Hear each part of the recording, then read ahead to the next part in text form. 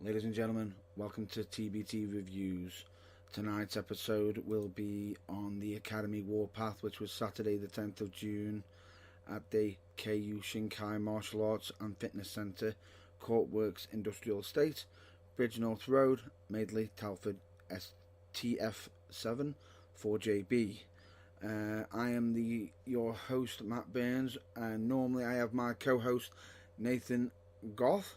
However, unfortunately, he's not with us at this moment in time, so I'm going out on this one solo. I would like to point out that this was an absolutely fantastic show to attend to. Packed crowd, amazing. I will say, enjoyed the atmosphere and everything. It was absolutely fantastic. So, great start as we arrived to the venue and got all set up for the evening. As recently on these shows with the Academy, we even had another pre-show match to rile up the crowd, ready for the main show. Later on, we actually had a bout between, if I'm not mistaken, Drake Winters with Gareth D. Holloway as his manager, and he was going to be taking on Josh Bradford. Now, these two know each other on the UK scene, been back and forth and everything, and been duking it out quite reasonably and everything. And so, they're no stranger to each other. They know each other's tricks. They know each other. They know how to counter each other. So, interesting pre-show matchup. The one thing that you point out, Drake Winters was always complaining about the light dimness, people screaming, shouting. If things weren't going his way, he wasn't happy. His manager, Gareth D. Holloway, was there, literally trying to cover his ears, saying, "Don't listen to him, just listen to me. I'll take you where you need to go." And Josh Bradford just came out into a roar of a crowd. So straight away, you could clearly tell who the fan favourites of this match was. It was good back and forth between them. They both know each other. Whenever Drake took the advantage, it was either through a cheap shot, Gareth being involved, or some sneaky, dirty tactics. So in regards to this, however, Josh Bradford, I will say, for his size, he does actually have some massive athletic ability. So I will say, props to you to be able to jump in the ring and hit drop kicks the way you do. It's very interesting and something I would recommend anybody seeing. It's unique, very unique. So I'd say that's a bit of a stand-up moment for the pre-show match, and eventually, with this battle going back and forth, there was an eventual winner. However, it didn't exactly please the crowd as Drake Winters managed to get the win. However, through some dastardly deeds, while the referee was distracted, it looked like Josh Bradford went to grab Gareth D. Holloway because he's been getting involved too much, and Gareth managed to clock him with some foreign object of some sort. Potentially, from the sounds of it, sounded very metally. So potentially it sounded like a metal plate of some sort, which to the head straight away will knock anybody out. So with that, Drake managed to get the win, and he was overjoyed. And Gareth D. Holloway literally standing in the ring saying, "There you go, I told you we'd get the win." And pretty much, sort of, it looked as if he was moving on from Josh. However, Josh seemed, okay, he was upset he lost. However, it was still nice that the crowd still cheered him on as one of their own. So anyway, moving on to the main show, which I will say, for the start of the show, very classy, as they did a bow salute in memorandum, memorial of the Grenfell Tower incident. Now, they didn't, so many places have been doing this, and it's regardless of, even if we're not there ourselves personally, I still feel there is some effects that's actually gone round, and it has hit many others. So, if there's, regardless of it, any any salutes, any respect, anything, to help out of that situation, I'm all up for. So very classy that was, I will say. Straight after that, they had the introductions of the commentators from the ring announcer, company owner and commentator Simon Brown. Always happy, a bit of a crowd pleaser. Does have a vast wrestling knowledge, and his co-commentator and whatnot. They're very rich, supposedly popular in his mind, with the crowd and everybody. Mr. Templeton Cruz, if I'm not mistaken, coming to the arena to Would I Lie to You? But if people knew my history of him, I think he would. But you never know. He could always turn it around, and catch you off guard and actually be honest with you. So anyway, that aside, let's get on to the first match of the main show, which was a triple threat with Mickey Rowley versus RJ Man versus Harry Crews. I will say, regardless of it, any triple threat match it's always going to be impactful, shocking, and quite catching people off guard. Straight off. It looks like RJ Man was the one that was least favourable to the crowd. Mickey Rowley and Harry Crews seem to be very much loved.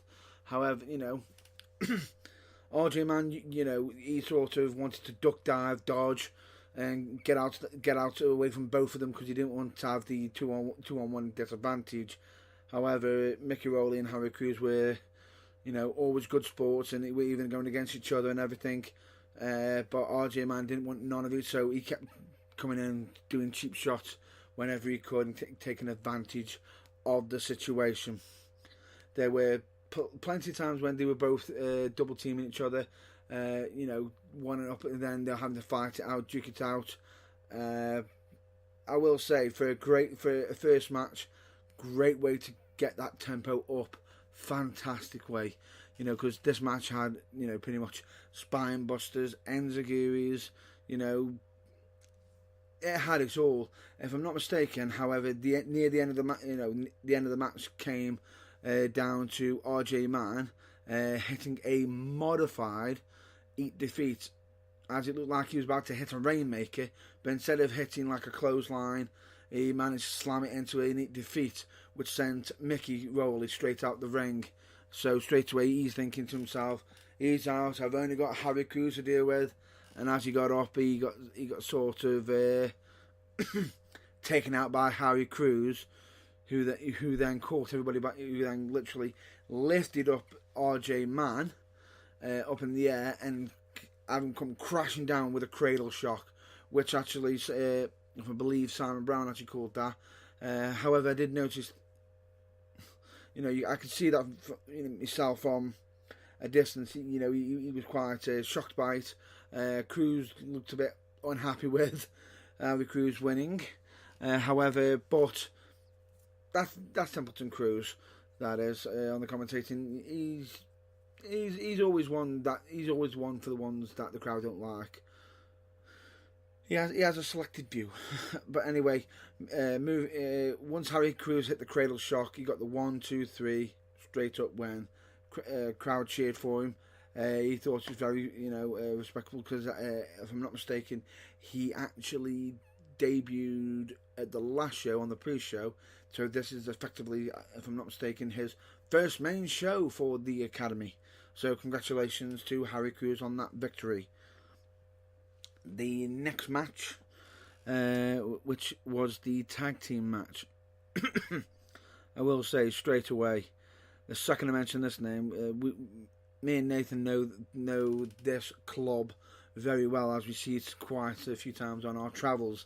This would be the Metro Club, which this one was consisting of Danny Devine, Lord Graham Thomas, and with them, on the night, she was known as Zara at the time, but she's now changed her name to Jezebel.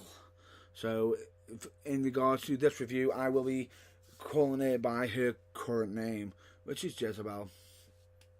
They were against Academy's very own Ajax and Shane Hardy. Now, whether if Shane Hardy is any relation to Jeff Hardy or Matt Hardy, who knows? However, he does actually have the heart and determination of him, because he does actually always keep battling, fighting and everything. He does his very best, and Ajax, as I will say, is a up-and-comer that both me and Nate do agree on. he seems to be on that plateau where he's literally climbing that ladder, ready to be knocking on that glass ceiling. The question is, once he gets there, how does he smash through, and what will it be that does cause it? Who knows? But I want to be there. If I'm honest with you, this match, I will say, was very interesting, as the Metro Club are known for their evil deeds, as we say, or well, I wouldn't say evil deeds. Choice words. They're very known to bend the rules. They do actually at times adhere to some rules, especially when the rules can actually get them disqualified. However, they'll bend it and pretty much state that they have till 5, especially if they're doing certain chokes or using the ropes illegally. This match was back and forth, showed some great chemistry. You can see that Ajax and Shane Hardy did have some chemistry. However, Metro Club's chemistry was far greater, as we already know, the Metro Club are up and down the country, wrestling match after match after match every week. They're always teamed together. They know each other really well, inside and out. It's almost like a brotherhood. So straight away there, the team chemistry was going to go into the Metro Club's advantage straight away there. And I will say, Ajax even managed to avoid Danny Devine from using, if I'm not mistaken, his furry dice and to dive at him. Unfortunately, he managed to hit the corner a turnbuckle, and if I'm not mistaken, back crack. Some people say backstabber, long blower. Either way, it was assisted wise on the ropes. So regardless of it, that's going to hurt. However, didn't get the job done. However, the end of the match came when, if I'm not mistaken, the other team was one of them was literally knocked out the ring. They used the 2-on-1 advantage, and Lord Graham Thomason managed to hit a superplex. As he landed it, Danny Devine came flying off with a frog splash combo to land on it. 1, 2, 3. Regardless of it, a superplex is enough to probably put you down for the 3 count, but some of them do actually have enough to kick out. To have it followed up with a frog splash, not done. If the referee's there already, it's already over. However, I will say one thing that was really nice at the end of this match is the fact that, only one of them was mostly showing the respect, was Danny Devine. He literally got up and asked to shake Ajax and Shane Hardy's hand to give him props. He literally stated to Lord Graham Thomas and Jezebel to shake their hands, give him respect, because if I'm not mistaken, they're not really normally a team. He says, but for 2 guys who aren't normally a team together, they did very, very well against them. And even Danny Devine even stated a few times, they were close getting the 1, 2, 3. So they let that. So eventually, Ajax and Shane Hardy left, allowed the Metro Club to enjoy their victory.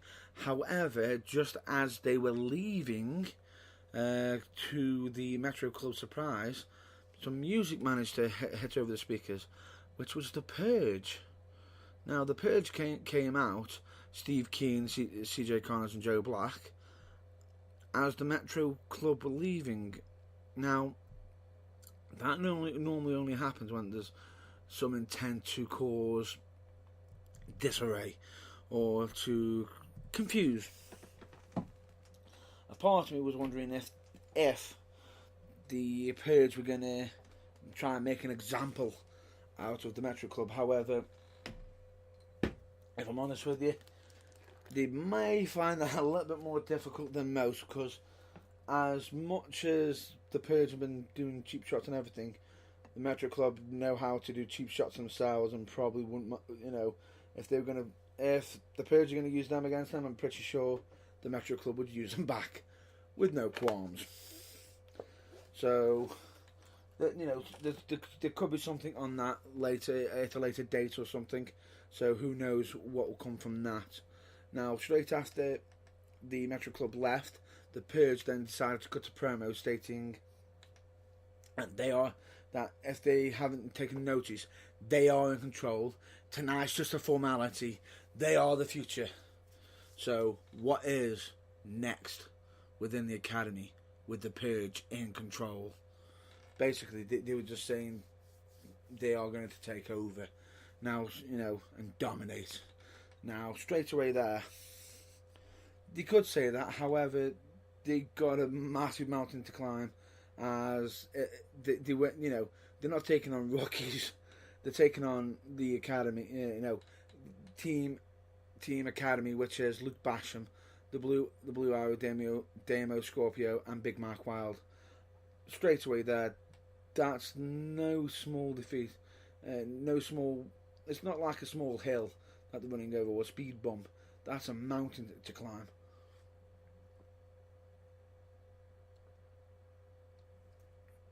That they're taking on. So with that, we are now the Purge then eventually left. They were just there just to state their intent for later on tonight. Now, the next match, I will say, it was very interesting to me. It got me feeling, goosebumps myself, because this was a very interesting match, as this match is Eddie Cobain, who has been attacking wrestlers after matches, whether they shake his hand or not. He has been quite vicious. He has been a very, very angry person and whatnot, lately. So at the last show, somebody decided to put a stop to it. Joe Sanchez got in the ring, which, if I'm not mistaken, Eddie Cobain literally started ribbing him over the fact that Joey Sanchez had to leave wrestling to fight cancer. Now, on the last show, Joey Sanchez got some absolute brilliant news, which was that he could effectively return to wrestling, and next show we'll be getting Eddie Cobain. So match 3 is Eddie Cobain versus Joey Sanchez. Now, this, I will say, immediately as it started, I don't think Eddie knew what the hell hit him, because from out of nowhere, Joey was all over him.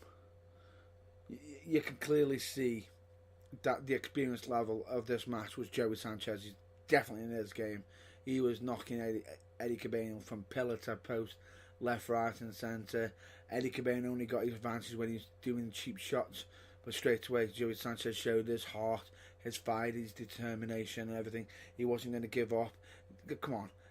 Why would he give up? The man fought back cancer, and he really did. And I will say, absolutely brilliant to state on that. The fact he did show dedication and hard work.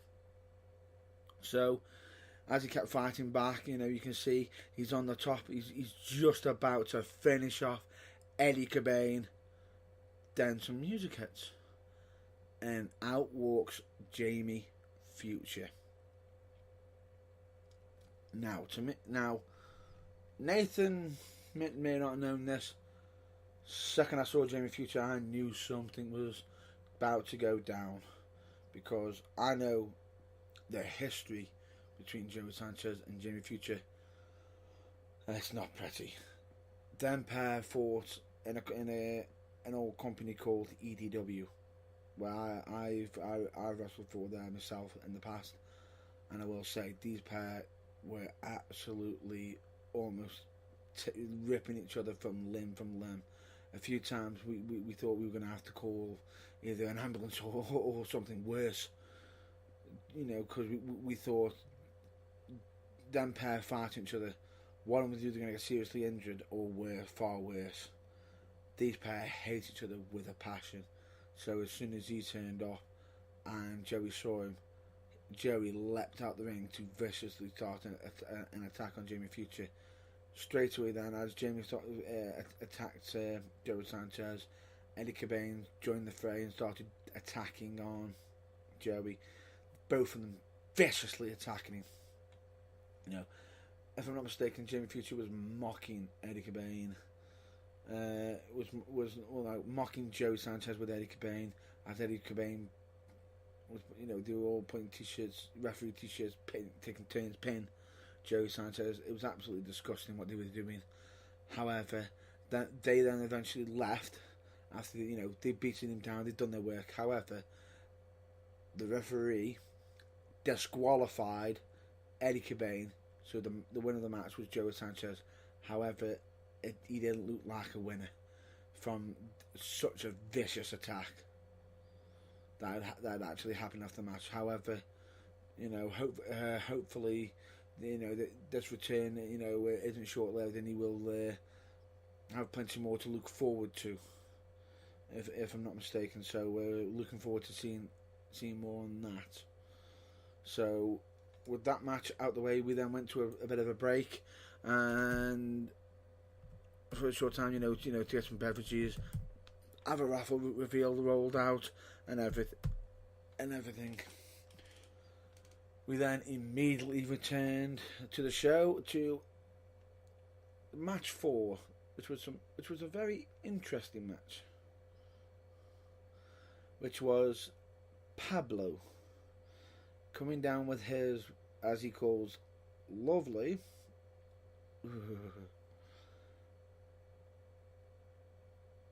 It's very hard to pronunciate myself. Caramita. I can't pronunciate it right. I do apologise if I butchered it. We've even called it Caramita.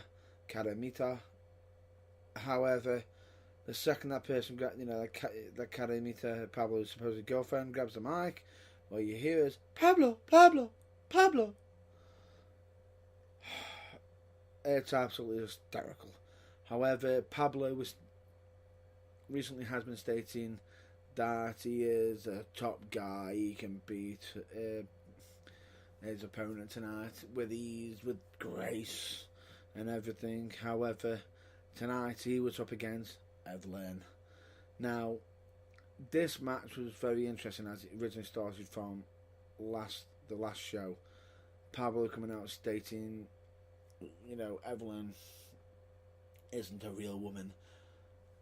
Pablo's girlfriend is a real woman, which Evelyn retorted by, if I'm not mistaken, kicking them, as Pablo would say, in the groin, which regardless of that's going to sting. So in this match, it was back and forth action.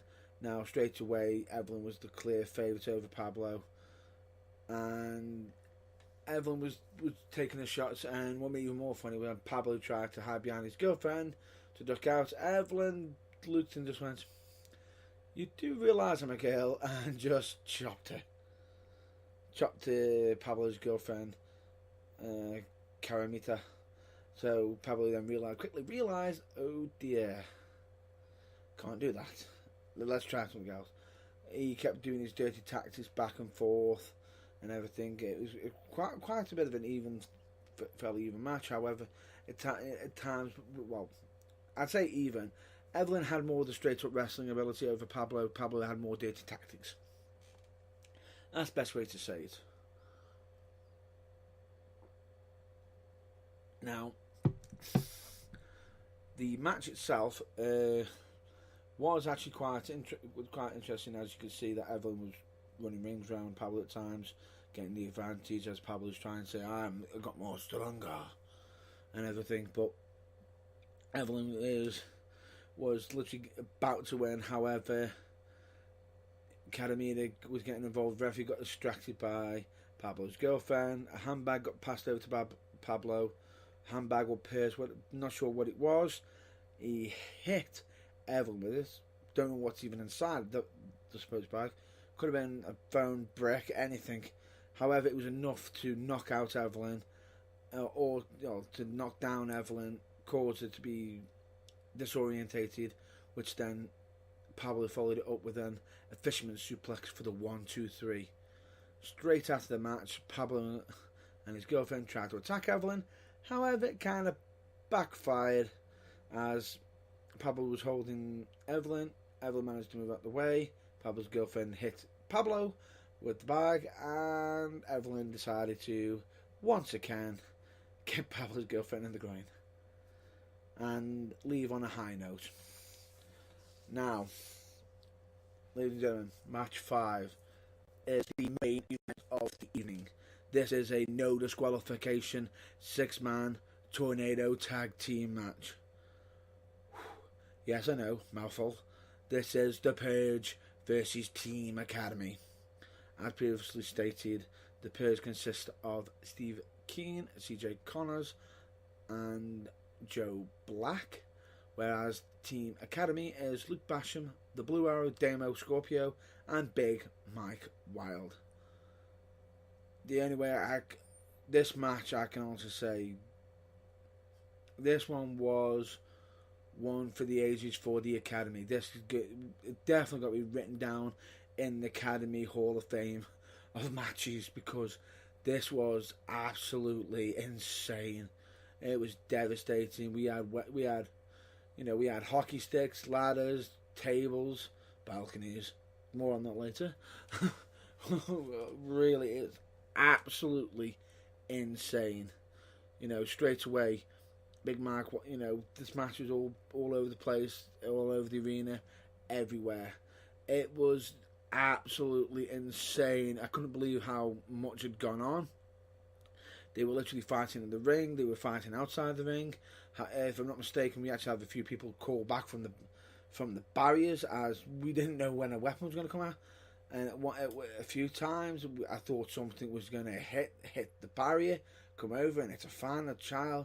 It was absolutely chaotic. It's the only way you can call it. It's chaos. Now, the one thing I will point out, there were some big moments in this match. Now, I'm going to designate a VIP wrestler on each team. For the Academy side, Luke Basham. The man's absolutely insane, and me saying that, you'll understand why straight after. And on the Purge side, I have to give it to CJ Connors. The man was all over the place. He was dominant and everything, and some of the beating he took, and was still able to come back and still try to fight. However, eventually, Luke Basham managed to do enough to literally put CJ Connors down and almost completely took himself out. Now, there are two moments of this match that were absolutely devastating. Now, Steve Keane and Luke Basham were fighting all over the arena. They went upstairs at some point. Now, as they were fighting, Big Mark Wild, Damo Scorpio, and CJ Connors and Joe Black were fighting around near the crowd. All of a sudden, Steve King coming out shouting, "We're taking over. This is my academy. We're taking over the Purge. Are in control." Eventually, Luke Basham managed to get advantage over Steve Keane, which probably sent him back downstairs. All of a sudden, I am not kidding you, we saw Luke Basham look down the balcony and see the Purge attacking his fellow tag team members, Big Mike Wild and Damo Scorpio. He wanted to get down there quickly. We thought, he'll run down the steps. Oh, no. He decided to step over a bit of a section on top of the balcony and leapt off straight onto the pairs and potentially to get down. He mopped the floor. Anybody who was in the radius of it was going to be wiped out. Absolutely insane. Just to take the leap. It was almost like a leap of faith straight away. This is how much he absolutely hates the purge. He was putting there's one way of saying putting your body on the line. That was a high risk, high risk district, completely high risk, because nobody caught him. He would have been in serious trouble. So straight away there, absolutely devastating. Match in 10 there. Eventually got back to the ring. Now the next moment involves both VIPs, from both sides. We've got CJ Connors and Luke Basham back and forth, bashing each other and everything. And at some point, it looked like Luke Basham was going to take a massive bro kick from CJ Connors, who countered by sending him over. And Connors landed on his feet on the outskirts of the ring, started to attack Luke Basham, and quickly looked behind him. Immediately sees two tables set out right behind him. He then attempts to suplex him. Suplex Luke from the ring to the floor through 2 tables. Couldn't get the lift up.